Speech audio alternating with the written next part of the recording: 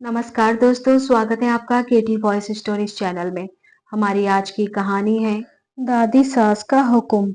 आंखों पर नजर का मोटा चश्मा, सन की तरह सफेद बाल, 85 वर्षीय गायत्री जी बार बार दरवाजे की तरफ झांक कर देख रही है। तभी उन्हें बाहर से 4 पहिया गाड़ी के हॉर्न की आवाज सुनाई देती है। वैसे तो गायत्री जी इतनी जल्दी नहीं उठ पाती थी, लेकिन 4 पहिया गाड़ी की आवाज सुनकर कुर्सी से बड़ी ही फुर्ती में उठती हैं और लाठी की टेक लेकर दरवाजे की तरफ जाने लगती हैं। तभी रसोई में पूजा की थाली सजा रही उनकी 60 वर्षीय बहू सुनीता जी कहती हैं, अरे अम्मा जी, ऐसी हड़बड़ाती हुई कहाँ जा रही हो? कुर्सी से टकरा गई तो गिर गिरा जाओगी, चोट लग जाएगी। बड़ी ही खुशी के साथ गायत्री जी कहती हैं, सुनीता बहू, देख नहीं रही हो, बाहर पोता बहू की गाड़ी आ गई है। मेरा पोता बहू को लेकर आया है, उससे ही मिलने जा रही हो। हाँ माँ, पर पोता बहू अभी घर के अंदर भी आएगी, तब देख लेना। इतनी जल्दी क्या है मिलने की? अरे बहू, तुम क्या जानो कि पोता बहू क्या होती है। ऐसे ही लोग नहीं कहते हैं कि मूल से ब्याज प्यारा होता है। इतनी खुशी तो मुझे तब भी नहीं हुई थी जब तुम इस घर में ब्याह कर आई थी, जितनी खुशी मुझे अपनी पोता बहू के आने पर हो रही है। जब तुम्हारे पोता पोती आएंगी तब तुम्हें समझ में आएगा कि उसकी खुशी क्या होती है। अपनी सास की खुशी देखकर सुनीता जी भी खुश हो जाती हैं कि जब मुझे अपनी बहू के आने की इतनी खुशी हो रही है, तो मेरी सास को भी अपने पोता बहू के आने की खुशी हो रही होगी। और पूजा की थाली लेकर वह भी बाहर आ जाती है। पूजा की थाली गायत्री जी बहू सुनीता के हाथ से अपने हाथ में ले लेती हैं और कहती हैं, लो बहू, आज मैं अपनी पोता बहू की आरती उतारूंगी। तुमने तो अपनी बहू की आरती शादी में उतार ली थी, आप बहू विदा होकर आई हैं, तो विदा में आरती मैं उतारूंगी। अपनी सास की बात सुनकर सुनीता जी चुप हो जाती हैं। सामने नई नवेली बहू खड़ी है। आस पड़ोस के सभी लोग नई बहू को देखने के लिए इकट्ठा हो गए हैं और फिर सुनीता जी अपनी सास की बात को कैसे टाल सकती हैं। आरती की थाली अपनी सास को दे देती हैं। गायत्री जी बड़ी ही खुशी के साथ अपनी बहू की आरती उतारती हैं, उसकी पलैया लेती हैं। बगल में खड़े हुए ढोल वालों से कहती हैं, अरे ढोल वालों, जरा ढोल तो बजाओ, मेरी पोता बहू आई है, आज मैं नाच के दिखाऊंगी। यह सुनकर सुनीता जी कहती हैं, अरे अम्मा जी, रहने दीजिए, इतनी उम्र पर नाचोगी तो कमर में लचक आ जाएगी, फिर मुझे ही मेरे ही काम बढ़ जाएंगे। वैसे भी आपके घुटनों में दर्द रहता है। सुनीता जी का इतना कहना था कि झट से गायत्री जी कहती हैं, क्यों, तुम्हारे काम क्यों बढ़ जाएंगे बहुरिया? मेरी पोता बहू आ गई है, अब वही मेरी सेवा करेगी। अपनी सास की बात सुनकर सुनीता जी मुस्कुरा देती है और ढोल वालों से कहती हैं, अरे जरा ढोल बजा दो, मेरी अम्मा जी ढोल पर नाचेंगी। हंसी खुशी के माहौल के साथ नई बहू का घर के अंदर प्रवेश होता है। दूसरे दिन सुबह सुबह सुनीता जी सोकर भी नहीं उठ पाती हैं कि उन्हें रसोई से कुछ खटर पटर की आवाज आती है। लाइट को खोलकर घड़ी की तरफ देखती हैं तो अभी तो सुबह के सिर्फ 6 ही बजे हैं। इतना जल्दी रसोई में कौन आ गया? जबकि रसोई में सबसे पहले तो मैं ही जाती हूँ। पूरा घर सोता रहता है और मैं अपने काम संभालने लगती हूँ। लेकिन आज कौन है जो रसोई में काम करने लगा? एक बार को सुनीता जी को लगा, कहीं नई बहू तो नहीं है। नहीं नहीं, बहू रसोई में अभी नहीं जाएगी। अभी तो रसोई का पूजन भी नहीं हुआ है। पहले रसोई पूजन होगा, उसके बाद वह रसोई में जाएगी। झट से उठकर सुनीता जी रसोई में आती हैं और रसोई में अपनी 85 वर्षीय सास गायत्री जी को देखकर दंग रह जाती हैं, जो कि रसोई में काम कर रही हैं, जिन्होंने पिछले 45 वर्षों से रसोई में कदम नहीं रखा है। आज इतने सालों बाद अपनी सास को रसोई में काम करते हुए देखकर सुनीता जी दंग रह गई, क्योंकि उन्हें तो याद नहीं है कि जब से उनकी शादी होकर आई है और रसोई का पूजन हुआ है, उसके बाद उनकी सास ने कभी रसोई में कदम रखा हो। पूरी रसोई की जिम्मेदारियां, घर की जिम्मेदारी सुनीता जी को ही दे दी गई थी और सुनीता जी ने उस जिम्मेदारी को बहुत ही अच्छे से निभाया। आज अपनी सास को जब रसोई के अंदर खड़ा देखती हैं तो पूछती हैं, अम्मा जी, आज आपको क्या हो गया है? इतनी सुबह सुबह रसोई में क्या करने लगी? और ये डब्बों को खोल खोल कर क्या देख रही हो? बड़बड़ाती हुई गायत्री जी कहती हैं, पता नहीं, तुम्हारी रखी हुई चीज मुझे मिल ही नहीं रही है। अम्मा जी, आपने पिछले 45 साल से आपने रसोई में कदम नहीं रखा है, तो आपको कैसे पता होगा कि कौन से डब्बे में क्या रखा है? यह सुनकर गायत्री जी भौहें टेढ़ी करते हुए कहती है, तो तुम्हारे कहने का क्या मतलब है बहू? रसोई में मैं नहीं आती तो क्या खाना बनाना भूल गई हूँ? कब से चाय पत्ती ढूंढ रही हूँ, पता नहीं कहाँ छुपा कर रख देती हो। अम्मा जी, छुपा कर रखने से आपका क्या मतलब है? मैं घर की चाय पत्ती छुपा कर क्यों रखूंगी? झुंझलाते हुए गायत्री जी कहती हैं, लाओ, मुझे चाय पत्ती का डब्बा दो, चाय बना रही हूँ। सुनीता जी कहती हैं, पर अम्मा जी, तुम चाय क्यों बना रही हो? पिछले 45 साल से रोज की चाय मैं बनाती आ रही हूँ, फिर आज आप क्यों बना रही हो? चहकते हुए गायत्री जी कहती हैं, घर में पोता बहू आई है, उसे अपने हाथ से चाय बनाकर पिलाऊंगी। ससुराल में पहली चाय वह अपनी दादी सास के हाथ की पिएंगी। अपनी सास की बात सुनकर सुनीता जी अचंभित होती हैं और कहती हैं, अम्मा जी, मुझे इस घर में आए हुए इतने साल बीत गए, आपने कभी मुझे तो एक कप चाय बनाकर नहीं पिलाई, फिर आज पोता बहू पर इतना लाड़ क्यों? गायत्री जी कड़क आवाज में कहती हैं, बहू, तो तुम्हें क्यों जलती बढ़ती हो रही है? अपनी पोता बहू के लिए चाय बना रही हो। सुनीता जी को अपनी सास गायत्री जी का व्यवहार थोड़ा अटपटा लग रहा था और उन्हें बुरा भी लग रहा था। सुनीता जी रसोई में खड़ी खड़ी सोच रही हैं कि कल तक जिन अम्मा जी से ठीक से चला भी नहीं जाता था, घुटनों के दर्द से खड़ा भी नहीं हुआ जाता था, कितने सालों से घुटनों में दर्द हो रहा है, आज वह दर्द एक पल में अचानक गायब कैसे हो गया? हो सकता है अपनी पोता बहू के आने की खुशी में दर्द गायब हो गया हो।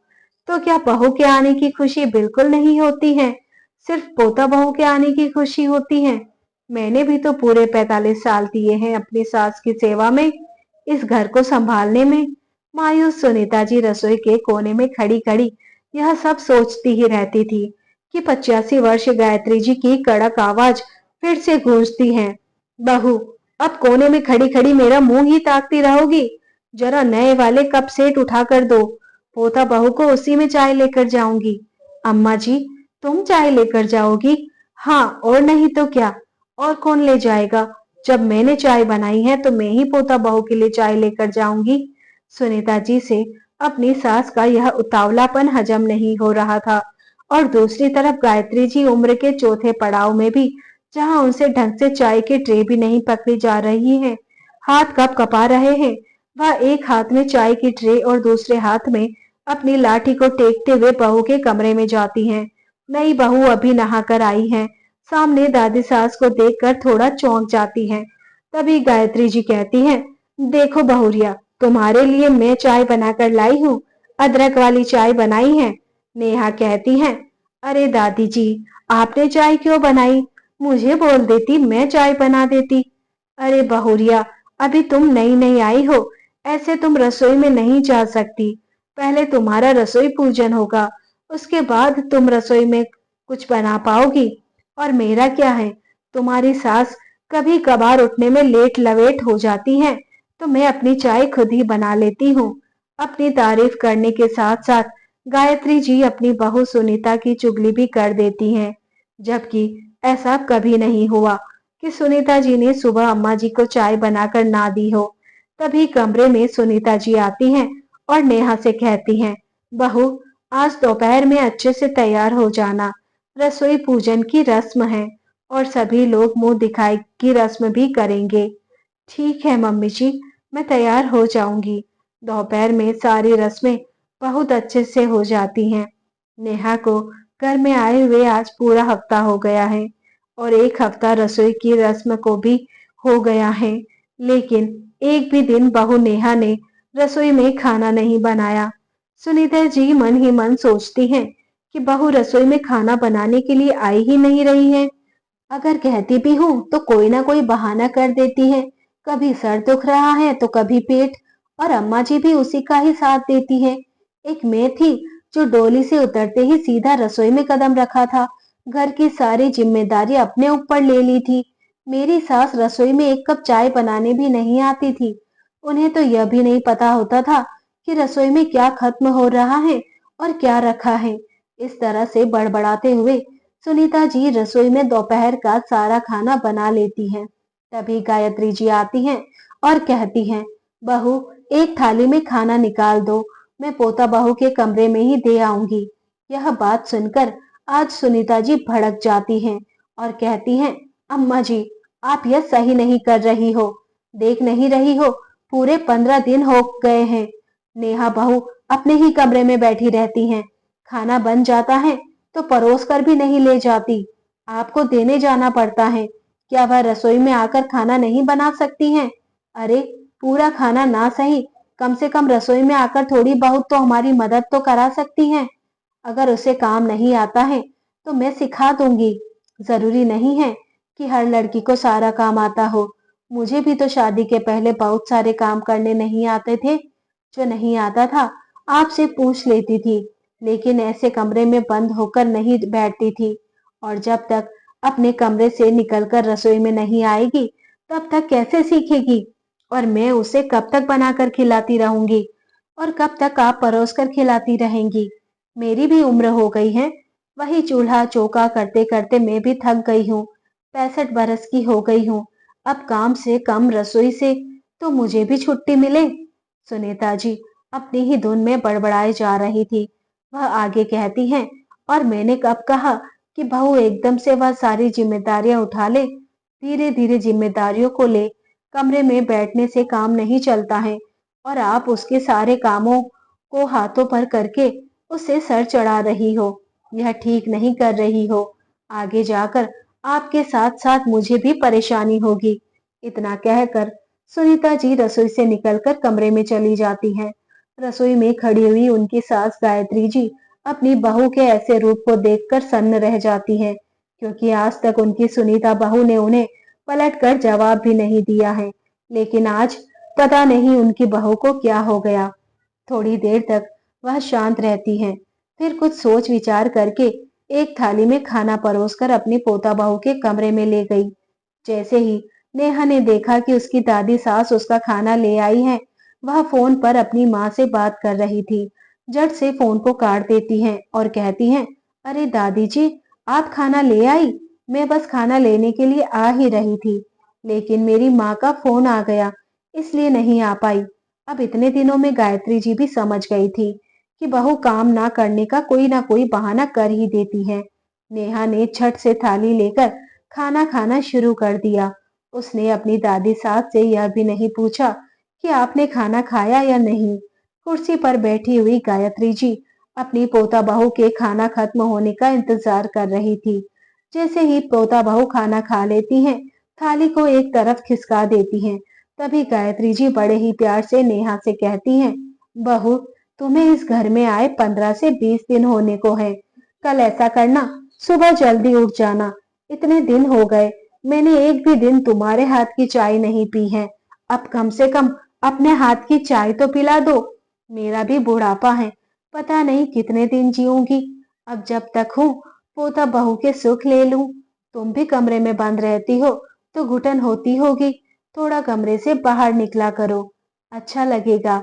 दादी सास के कहने पर सुबह नेहा रसोई में चाय बनाने के लिए आ जाती है। वह सबके लिए चाय बनाती है, लेकिन मन ही मन बड़बड़ाती भी है कि अब मुझे सबके लिए चाय बनानी पड़ेगी। सुबह सुबह जल्दी जागना पड़ेगा। अभी तक बढ़िया चल रहा था, कुछ काम नहीं करना था, क्योंकि दादी सास मुझसे काम करने से मना कर देती थी। कहती थी, तुम्हारी सास काम कर तो रही है, तुम आराम से बैठो। लेकिन अब तो दादी सास ने ही मुझे काम करने के लिए कह दिया है। अब मुझे कोई दूसरा बहाना ढूंढना पड़ेगा। गायत्री जी देखती है कि आज सुबह सुबह कमरे से उनकी बहू सुनीता नहीं निकली है, तो वह थोड़ी सी परेशान हो जाती है और रसोई से एक कप चाय लेकर बहू के कमरे में जाती हैं। गायत्री जी ने देखा सुनीता जी बुखार से बुरी तरह से तप रही है। इसी वजह से वह सुबह जल्दी नहीं उठ पाई। गायत्री जी अपनी बहू के सर पर हाथ रखकर कहती हैं, बहू, तुम्हें तो कितना तेज बुखार है। तुमने हमें रात में क्यों नहीं बुलाया? अकेले कमरे में लेटी रही। कम से कम एक बार मुझे आवाज तो दे देती, या बहू बेटे को ही आवाज दे देती, वह तुम्हें दवाई दे देता। अम्मा जी, बहू बेटे को मैं परेशान नहीं करना रह चाहती थी, और आपकी नींद तो ऐसे ही है कि रात में 4 घंटे भी सो लो तो वही बहुत है। इसलिए मैंने आपको नींद से नहीं जगाया। बहू, मैं तुम्हारे लिए गर्मा गर्म अदरक वाली चाय बनवा कर लाई हूँ, वह भी तुम्हारी बहू के हाथ की। आज तो तुम खुश होगी कि तुम बहू के हाथ की चाय पी रही हो, और उस पर भी तुम्हारी सास तुम्हारे लिए चाय लेकर आई है। यह सुनकर सुनीता जी मुस्कुरा देती हैं और चारपाई पकड़कर बड़ी मुश्किल से उठकर बैठती हैं। अम्मा जी, अब आपकी चाय तो पीनी ही पड़ेगी। आज मेरे भाग्य जो खुल गए, जो मेरी सास मेरे लिए चाय लेकर आई है। उनका बेटा उन्हें दवाई दे देता है। गायत्री जी दोपहर में खाने का इंतजार करने लगती है, लेकिन नेहा को तो लग रहा था कि उसने चाय बना दी तो घर का सारा काम कर दिया। अब जाकर अपने कमरे में बैठ गई और माँ से बात करने लगी, फोन चलाने लगी। दोपहर के 1:30 बज गए, लेकिन अभी तक खाना नहीं बना। तभी गायत्री जी रसोई में आती हैं तो देखती हैं इधर तो कुछ बना ही नहीं है। वह बहू के कमरे में जाती हैं और कहती हैं, बहू, तुमने खाना नहीं बनाया? नेहा कहती हैं, अम्मा जी, खाना तो माँ जी बनाती हैं। आपने मुझे सुबह चाय बनाने के लिए कहा था तो बना दिया, और खाना मुझे ठीक से बनाना भी नहीं आता है। मैंने तो अपने घर में कभी 2 लोगों की रोटी भी नहीं बनाई है, तो इतने सारे लोगों की रोटियां मैं कैसे बनाऊंगी? ऐसी गर्मी में पसीने से भीग जाऊंगी। बहू की बात सुनकर गायत्री जी समझ जाती हैं कि बहू का खाना बनाने में आनाकानी कर रही है, और अगर ऐसा ही चलता रहा तो यह आलस वह हमेशा करती रहेगी। मन ही मन सोचती हैं, मेरे पोता बहू के अधिक मोह ने कहीं मेरी बहू के साथ गलत तो नहीं कर दिया है। नहीं नहीं, मैं अपनी बहू के साथ गलत नहीं होने दूंगी। पूरी जिंदगी उसने मेरी सेवा की है। मेरा बेटा आज से 26 साल पहले ही बहू को छोड़कर चला गया था। तब मेरा पोता मात्र 4 साल का था। बहू के मायके वालों ने उसे कितना जोर दिया कि तुम मायके आ जाओ, ससुराल में रहकर क्या कर रही हो। लेकिन मेरी बहू ने कहा कि मैं अपनी माँ जी को अकेला नहीं छोड़ सकती। मेरे बिना अब इनका कोई नहीं है। मैं अपनी माँ जी के साथ ही रहूंगी और पूरी जिंदगी उनसे अपने ससुराल में उनकी सेवा करते करते निकाल दूंगी। कितनी मुश्किलों के साथ अपने बेटे को पढ़ाया, पूरी जिंदगी उसने कितना काम किया है। आज उसकी बहू आई है तो उसको भी आराम के दिन है। इतना सोच विचार करने के बाद गायत्री जी कहती हैं, नेहा बहू, सुनीता की तबीयत ठीक नहीं है, उससे बहुत तेज बुखार है। तुम्हें जो भी खाने पीने में बनाना आता हो वह बना लो। तुम जो भी बनाओगी हम खा लेंगे। कुछ तो बनाना आता होगा, कुछ तो सीखा होगा तुमने अपने मायके में। अम्मा जी, मुझे बस दाल चावल बनाने आते हैं, मैगी बनानी आती है, पानी गर्म करना आता है, चाय भी बना लेती हूँ, पर इससे ज्यादा नहीं आता। इतना सुनते ही गायत्री जी कहती हैं, कोई बात नहीं बहू, दाल चावल ही बना लो। अभी कौन सी तुम्हारी जिंदगी निकल गई है, धीरे धीरे सुनीता बहू सब बनाना सिखा देगी। मेरी बहू घर गृहस्थी में बहुत गुणी है, सब कुछ आता है मेरी बहू को। तुम चिंता मत करो। जो तुम्हें नहीं आता है या जो तुम मायके से सीख कर नहीं आई हो, वह सुनीता बहू सिखा देगी। आज तुम रसोई में चलो, दाल चावल बना लो। बेमन से नेहा रसोई में जाती है और दाल चावल बनाने लगती है। रसोई के बाहर गायत्री जी अपनी कुर्सी डालकर बैठ जाती हैं कि बहू को अगर कुछ पूछना हो तो मुझसे पूछ ले। कोई बहाना ना हो कि मुझे आता नहीं था, इसलिए मैंने नहीं बनाया। 3 बजे तक बहू दाल चावल बना लेती है। गायत्री जी सुनीता जी के कमरे में थोड़े से दाल चावल लेकर जाती हैं। फिर अपनी बहू सुनीता के सर पर हाथ फेरते हुए कहती हैं, बहू, यह लो, तुम्हारे लिए दाल चावल लेकर आई हूँ, थोड़ी सी खा लो। यह देखकर सुनीता जी की आंखों में आंसू आ जाते हैं और अपने कल के व्यवहार पर दुखी हो जाती हैं और गायत्री जी से माफी मांगने लगती हैं कि माँ जी, मुझे माफ कर दो। मैंने कल पता नहीं गुस्से में आपसे क्या क्या कह दिया। तो गायत्री जी कहती हैं, बहू, तुमने जो किया बिल्कुल सही किया। मुझसे ही गलती हो गई थी, जो मैं पोता बहू के मुंह में आकर के तुम्हारे बारे में सोच ना पाई कि आखिरकार तुम्हारी भी बहू के लिए कुछ सपने होंगे। तुम भी पूरी जिंदगी काम करते करते जिम्मेदारियों से थक गई हो और अकेले बच्चों को पालना, घर गृहस्थी की जिम्मेदारी संभालना इतना आसान नहीं होता है। तुम्हारा चिड़चिड़ाना बिल्कुल सही था। तुम चिंता मत करो, मैं तुम्हारे साथ हूँ। पूरी जिंदगी तुमने मेरा साथ दिया है, तो मैं भी तुम्हारा साथ दूंगी। और रही बात पोता बहू की, तो उसे भी हम दोनों सास बहू अपने में ढाल लेंगे। अभी तो वही कच्ची मिट्टी की तरह है, हम जैसा उसे बनाएंगे वैसा बन जाएंगी। थोड़ा लाड से, थोड़ा प्यार से, थोड़ा सख्ती से सुधार लेंगे। धीरे धीरे समय निकलता है, सुनीता जी की तबीयत भी ठीक हो जाती है। इधर खाना बनाते बनाते नेहा को भी रसोई में दाल चावल बनाने की आदत पड़ गई थी। तबीयत ठीक होने के बाद सुनीता जी रसोई में आती हैं और कहती हैं, बहू, बहुत दिनों से दाल चावल खा रहे हैं, आज एक एक रोटी सबके लिए बना लेना, मैं आटा लगा देती हूँ। नेहा मन ही मन बड़बड़ाती है, ओफो, अब ऐसी गर्मी में इन लोगों के लिए दाल चावल के साथ साथ रोटियां भी सेकनी पड़ेंगी।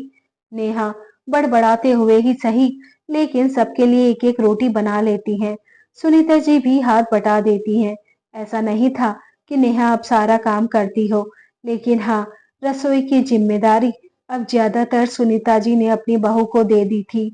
जब से नेहा रसोई में काम करने लगी थी, तब से उसके मायके में भी कम बातें होने लगी और वह फोन भी कम चलाती। एक दिन घर पर कुछ रिश्तेदार आ जाते हैं, जिसकी वजह से नेहा को बहुत सारा खाना बनाना पड़ता है और वह आज तो गुस्से की वजह से फट पड़ती है। कहती है, मुझसे इतने सारे लोगों का खाना नहीं बनता है, मैंने कभी मायके में इतना सारा काम नहीं किया है। तो गायत्री जी नेहा से कहती है, बहू, तुम्हें सिर्फ रसोई का ही काम करना पड़ता है, तो भी तुम इतना नाराज हो जाती हो और हड़बड़ा जाती हो, जबकि सुनीता बहू तुम्हारे साथ कामों में कितनी सारी सहायता करती हैं, ऊपर के सारे काम देखती हैं। अरे, जब मेरी बहू आई थी, तो मैं तो रसोई और ऊपर सारे कामों को तिलांजलि दे दी थी, कुछ भी नहीं करती थी, सारे काम बहू ही देखती थी और कभी कुछ नहीं कहती थी।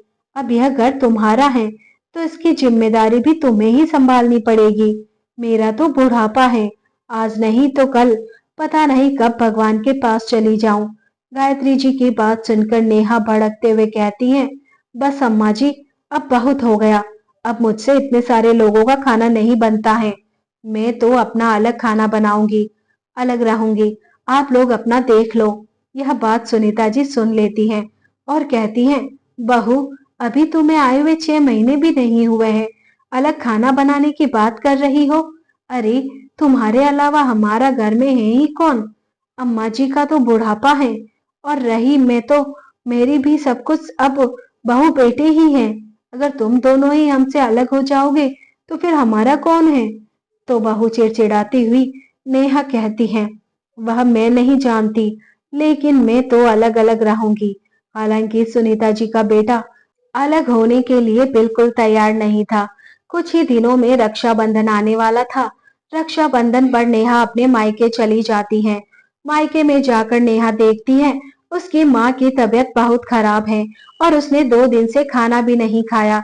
रसोई पूरी फैली पड़ी है, घर भी अस्त व्यस्त पड़ा है। घर की ऐसी हालत देखकर नेहा पहले घबरा जाती है, फिर पूछती है, माँ, भाभी कहाँ है और यह घर का क्या हाल हुआ है? कोई भी चीज अपनी जगह पर ही नहीं है, सारा घर फैला हुआ है, रसोई में झूठे बर्तनों का ढेर लगा हुआ है। भाभी, आपने मायके गई हैं क्या? नेहा की माँ कहती है, नहीं बेटा, तुम्हारी भाभी मायके नहीं गई है, बल्कि भाभी ने अपनी रसोई अलग कर ली है। अब वह ऊपर वाले फ्लोर पर रहने लगी है। नेहा चौंक कर कहती है, क्यों माँ, भाभी ऊपर क्यों रहने लगी? नीचे उन्हें क्या दिक्कत थी?